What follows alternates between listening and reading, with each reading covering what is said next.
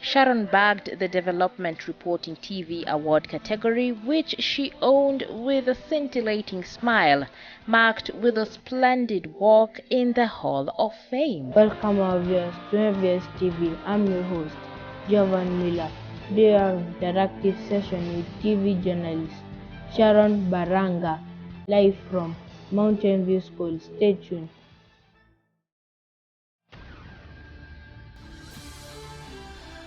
Who inspired you to be a professional journalist? Wow. Okay. As a young girl growing up, I used to watch a number of journalists, and one of them really stood out. I don't know why you will not know her. Her name was Esther Arunga. She used to be a news anchor at KTN. I used to watch her and just admire how she presented news, how she looked. And she's one of the people who really inspired me to join this career. I know you don't know her. Esther Arunga. Yeah, you're all very young. Okay. Who else? What was your motivation to be a journalist? One of the motivations that really drove me to becoming a journalist was just to be that voice to the voiceless. I wanted to speak out for those people who did not have that platform to speak out. What was really eating them up, was what was affecting them. So it's one of the things that really made me join this profession, because I wanted to be that voice to speak out, for these people who feel oppressed either by the regime or situations that they are exposed to in life. Have you ever gone to another country to present news? Just as a journalist, for my work in Africa, I have been to South Africa, I've been to Egypt, I've been to Ethiopia, and I've been to Djibouti. And then in the Middle East, I've been to Israel, I've been to UAE, Dubai, I've been to Netherlands, I've been to France, I've been to Switzerland, I've been to Germany. And then in the US, I've been to around 10 states. So, Madam Sharon, do you see yourself moving to maybe more maybe a prestige place of working, or do you see yourself still working there? Mm-hmm. Okay, I don't know what you mean by a prestige place. I believe all media houses they're all prestige, but do you see yourself moving maybe a notch higher in? Of course, I'm very ambitious. Right, currently, I'm now looking into either joining, because I've worked for now 2 local stations, media houses. I'm now looking into joining an international media house and just spread my wings and see what I can do in future. Where do you find the sources of your stories? Okay. So first of all, from reading. I read a lot, so from reading I can get a number of stories. I also share my contacts. There are people who call me from all over, just giving me a tip. There's this story, there's this story, there's this story. And then I also, since I've also specialized in education, we have education stakeholders who really believe in my stories. They also contact me. We also get invites from the government, for instance, the Ministry of Education, that can also send an invite to me, just requesting me to go cover a story. So you can get a story idea from all over. I also have correspondents and people I work with from all the 47 counties. So if they feel like there's a story that is worth covering, they can also just reach out, and I just turn up and cover the story if it is worth covering.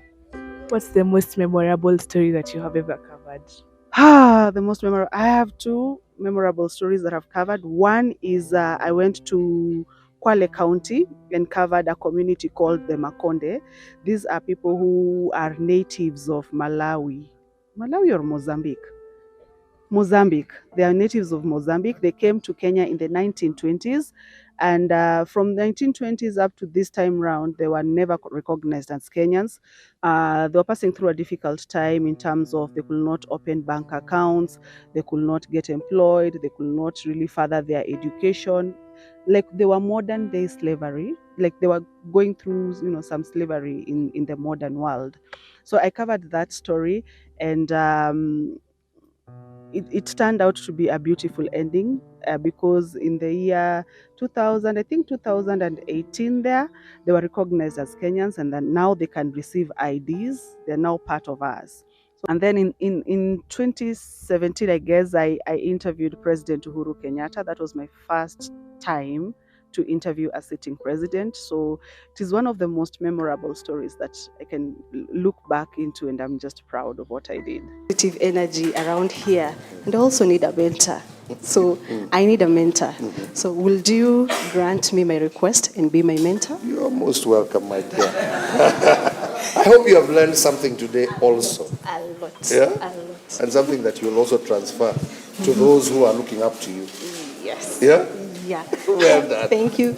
Sharon Barang'a, Nairobi. Well done. What are some of the challenges or what discouraged you when you wanted to be a journalist? What discouraged me? The challenges. Wow. Okay. I'd never thought of that. I think number one is the fact that you're not so sure if you're going to be safe or attacked when you're covering a story. It's one of the things that as journalists we always have to keep in mind whenever you're covering a story, especially if it is one that is very sensitive, touching on big people in the country. You have to be very careful on the information that you get, and how you present it.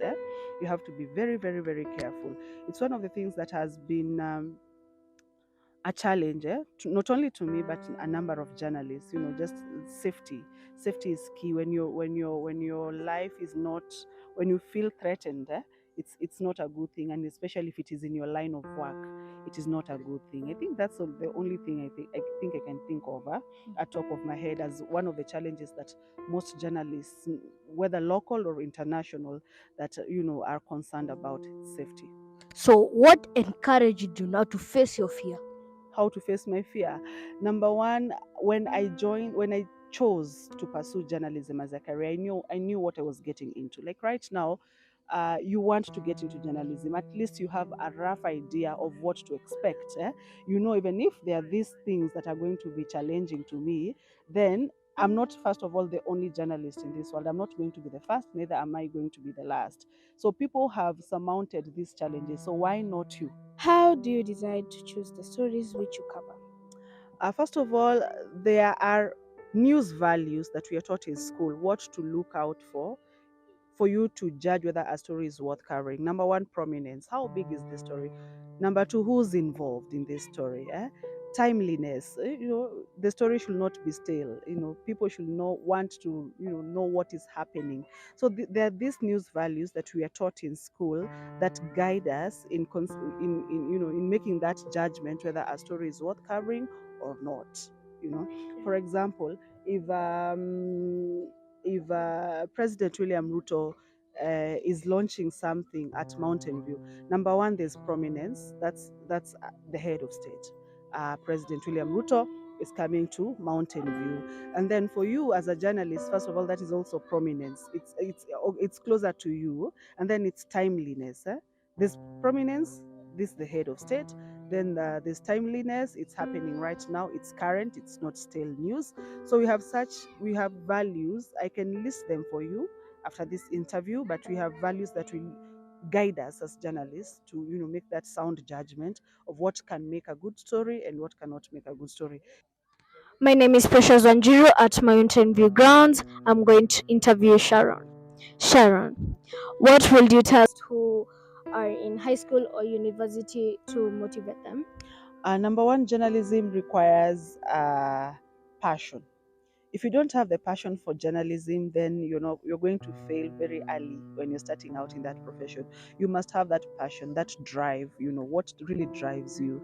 You must be a people's person. You should be one who's ready to go out there, talk to people, immerse yourself in what is happening around you. Number two, you also have to be someone who reads widely. You read widely, you know everything that is happening around you, in your sphere of contact, even internationally, because a journalist has to be well informed.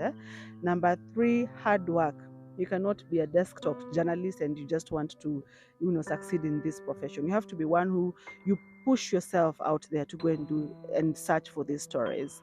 And then what else? There's also confidence. You must have confidence, you must have courage when you're immersing yourself in this profession. Before you pursued journalism, did you have any other career in your mind? Yes, I had two careers that I was considering, and that was journalism and law. And mainly it's because the two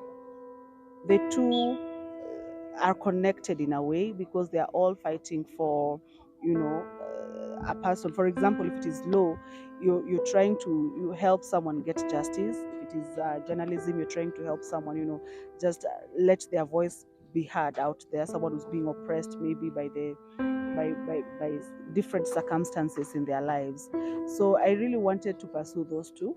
It was journalism and law. They were in my radar, but then I settled on journalism because there's someone who came and advised my parents. Uh, you said stale news is bad news, right? No. Okay, but Let me give you an example. Stale news is if you come and tell me we're going to release the 2022 KCPE results, it already happened. That's stale. so when you get your information from your from your connections, and do you have competition with other channels to release the news first? Competition comes in when it's an exclusive story that you're following up. It's an exclusive and not yet really an exclusive. For instance, I can give you an example of the sugar story. We have people who are really following that story. It's not a breaking news story, because it is a story that is already out there.